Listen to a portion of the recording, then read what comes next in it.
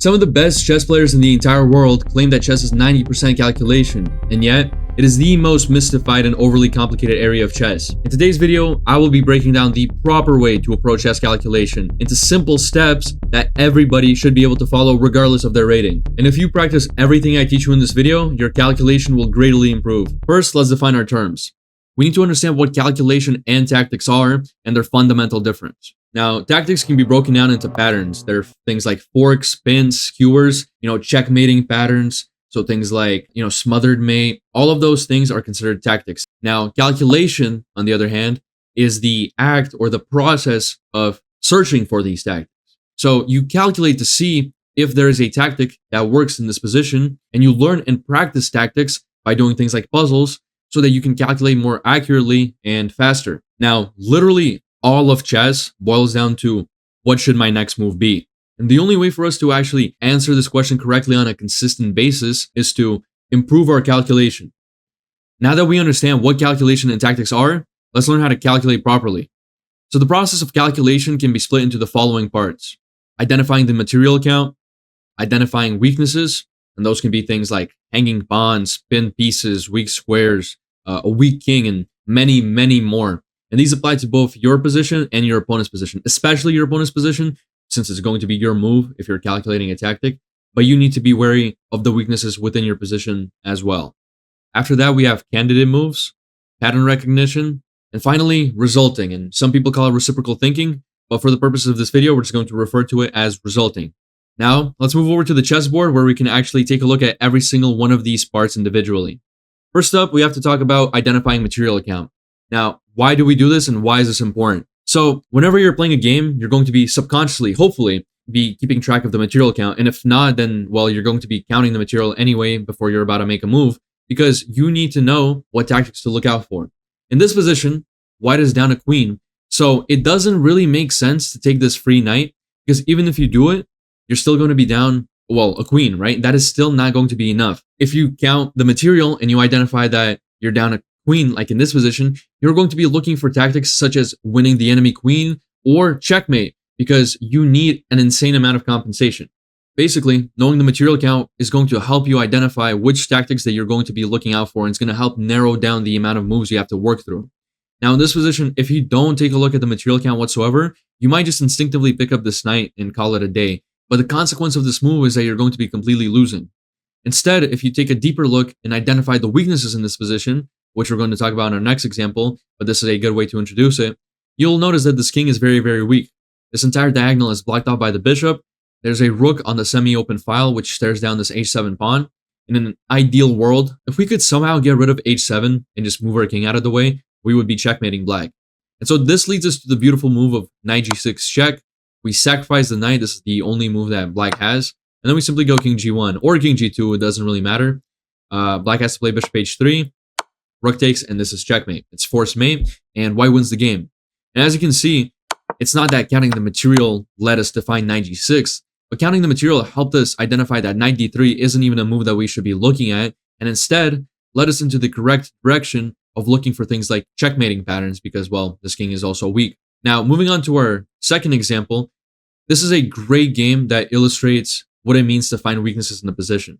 So after you counter the material, you'll notice that black is up a pawn here. So technically, us winning an exchange or a piece would be extremely beneficial and enough for white to win this game. And once you've counted the material, you need to start looking for weaknesses. So things that I mentioned before are forkable pieces, pinnable pieces, skewers, weak kings, weak squares. Now in this position, the 7th rank is quite weak. We would want to put a rook here eventually and take advantage of this weakness. But for now, we can notice that both of the rooks are on the same diagonal, and they are potentially skewerable. And as you can see, our bishop is on a dark square, which is the same square as the diagonal of the rooks. And we can simply play bishop a3, and now we are going to win an exchange. So the opponent can play c5, it doesn't matter here. It doesn't change anything for black. Rook d8, takes, and white is up in exchange. And now rook e7, white capitalizes on both advantages, and white is completely winning this game. In fact, the engine says it's +5. So this was a very simple, very straightforward example of identifying weaknesses in your opponent's position. But this game does a great job of showing a slightly more complex version of this sort of line. Now, once we've counted the material in this position, we'll notice that, the material is technically equal, white is up 2 pawns, but white is also down in exchange. Black has a rook for a bishop, and now we can talk about the weaknesses in this position. So if you look at what's happening right now, white has a passed pawn on e6, and this is white's strongest asset. In an ideal world, if white could play 2 moves in a row, white would play knight c6 first, and then play e7. Reason being is that if this knight was on c6, the push to e7 would mean that the pawn would be protected, and this king would not be able to capture or go to e8 or f7 because the bishop blocks both of those squares. The king would have to move away from the defense of this e8 promotion square, and white would easily promote to a queen and just completely win the game. Now, you'll notice that if I play knight c6 right now, we're going to lose the bishop on h5. White's main weakness is that this bishop is hanging. Now, let's rewind a little bit and talk about the entire process that we just went through. So we counted the material, and then we identified the weaknesses. We realized that our bishop is hanging, but we also realized that if we had a free move, we would be able to promote to a queen. Our biggest asset is this e6 pawn, and black's biggest weakness is the fact that we're about to promote this pawn if we add an extra move. Now, you'll notice that if you just retreat to f3, this position becomes very unclear. The promotion of this pawn becomes very unlikely after something like even knight d2. It becomes very unlikely that you're going to ever be able to promote this pawn. And so when you come to realize all this, you're going to start looking at a series of candidate moves to see if you have any sort of tactics that can help you win the game. And candidate moves is just a couple of moves that you're going to work your way through to see if a tactic works. And so by following steps 1 and 2, which is to count the material and find the weaknesses, we narrow down the list of potential moves by a lot. Now our candidate moves is basically knight c6, e7, and maybe bishop f3. Now we already talked about bishop f3, and we saw that it just doesn't really achieve anything. And we already identified that knight c6 doesn't work. By the way, when you're doing candidate moves, when you're going through your list of candidate moves, you want to start from the most forcing moves. So checks, captures, and attacks. This is something that every single person has heard from VadimChess or any other chess YouTuber. But the reason you want to start from forcing moves is because those are usually the easiest to calculate. And so that way you can quickly either get rid of an idea or be like, yep, this works. And you didn't have to waste most of your time calculating, super complicated lines where both sides have a lot of different potential moves. And so you look at e7 and it's like, okay, what does e7 accomplish? Well, if your opponent takes a pawn, you just go knight c6 and it's a fork. And you end up winning the game. And your opponent doesn't have literally any other option other than to capture the pawn, because then you just get a free queen, right? So this is one of the most forcing lines, and you have knight c6 check, and you end up winning the rook. So just like that, by following 2 very, very simple steps of counting the material and finding the weaknesses, we're able to find one of the correct moves in this position. And once we get through the line, we see that this in fact works in our favor. Of course, if e7 didn't work, our best move would have been to simply retreat the bishop back to f3 and then play for a draw. Now, moving on to this example, and this is a very, very nice example of how to use pattern recognition and why it's something that absolutely needs to be trained if you want to be good at calculating. This is a position where white is down an entire rook and is actually about to get checkmated on the next move. Now, you'll notice that black's king is also very, very weak, and we have the knight check on f7. And for most of you, this line should be pretty obvious if you know what a smothered mate is.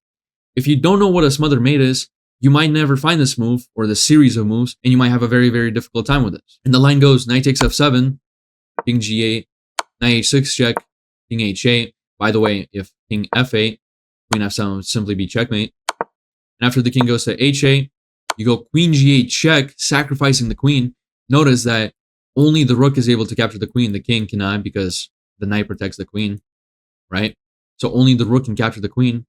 And afterwards, you play knight f7, and it's checkmate. This is a checkmating pattern called smothered mate.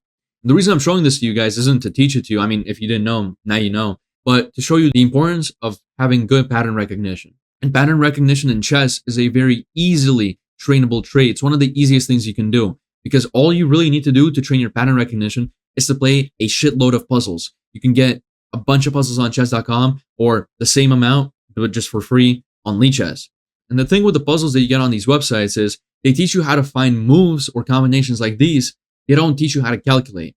So you have to distinguish. If you're doing chess puzzles on websites or your studies, you're not training your calculation, you're training your tactics, which is still equally as important, because as you can see, it doesn't matter how good your calculation is. If you don't know what a smothered mate is, you're going to have trouble finding queen g8. It's not to say that you couldn't find it. It's just that it would be troublesome for you to find it. So it's absolutely necessary that you go and you do your puzzles and you make sure your tactics are sharp.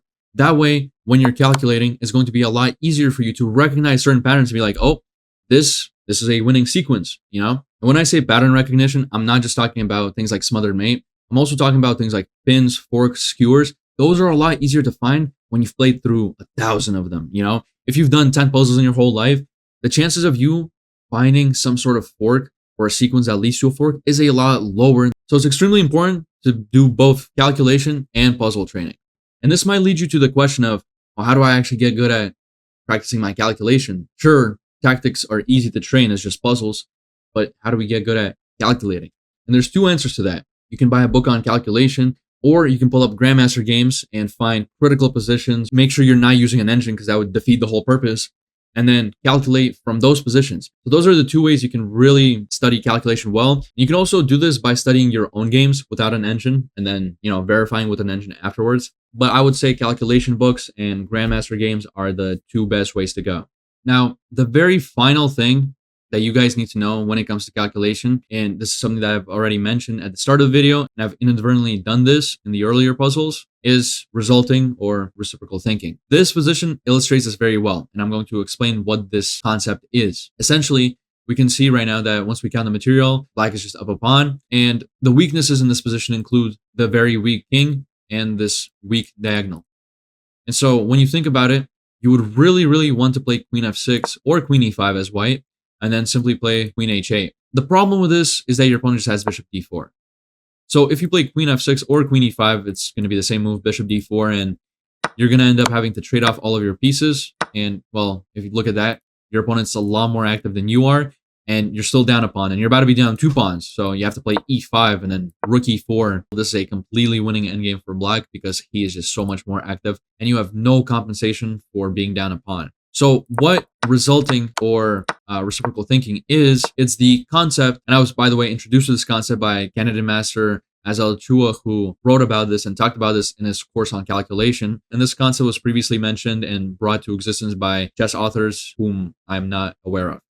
Anyway, what this concept explains is that if you see an idea that leads to a winning sequence, but it gets stopped, you don't immediately scratch this idea. You look at a way of stopping the refutation. So what that means is we want to play queen f6 so we can play queen h8, but bishop d4 stops queen f6 or queen e5. So now we're going to be, instead of just completely erasing this idea out of our head and looking at other moves, we're going to start looking at how do we stop bishop d4. And in this position, the very natural move to stop bishop d4 is simply knight e2. Bishop d4 is not possible anymore. I mean, it is possible, but you're going to lose this bishop if you're black. And so you play knight e2, and now look, you're going to go queen e5 or queen f6. If your opponent plays queen f7 to try and stop queen f6, you play queen e5. Guess what? Bishop d4 isn't possible anymore. This is the most simple illustration that I can give you of what resulting or reciprocal thinking is. And it is an extremely powerful tool. And so finally, to summarize every single one of these concepts, we have this beautiful puzzle here. I'm going to walk you guys step by step through every single process once more. If you want to try and find the solution to this puzzle, pause the video and let's get started. So in this position, white is down in exchange. Black is up a rook for a knight. And in terms of weaknesses, we'll see that both kings are pretty weak, right? Right now, the queen protects f1, but the point is there are checkmating threats for black here. Similarly, there are a lot of checkmating threats for white here. This king is very weak. This entire b file is open for attack. And this a6 to c8 diagonal is very vulnerable. On top of that, we have tactics involving knight d6. If you notice, knight d6 is a fork. The only issue with knight d6 right now is that this bishop is able to capture back. So now that we've identified these weaknesses, we're able to find a couple of candidate moves. And the two moves that stand out most in this position are knight d6 check and bishop d6. The reason you would want to potentially play bishop d6 is if your opponent was to capture this bishop, you'd be able to play knight d6 and win the queen.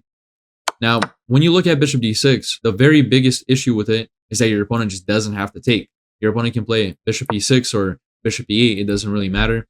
And, well, you're not able to capture this bishop because you will lose your queen. And so that's just what's going to happen. And if you move your knight out of the way, since it's being attacked, let's just say e3, your opponent can play rook takes d6. And if you try to capture the queen, you're going to end up losing your own queen. Now there's a back rank threat. This knight on f5 is very vulnerable. You're in a bad position.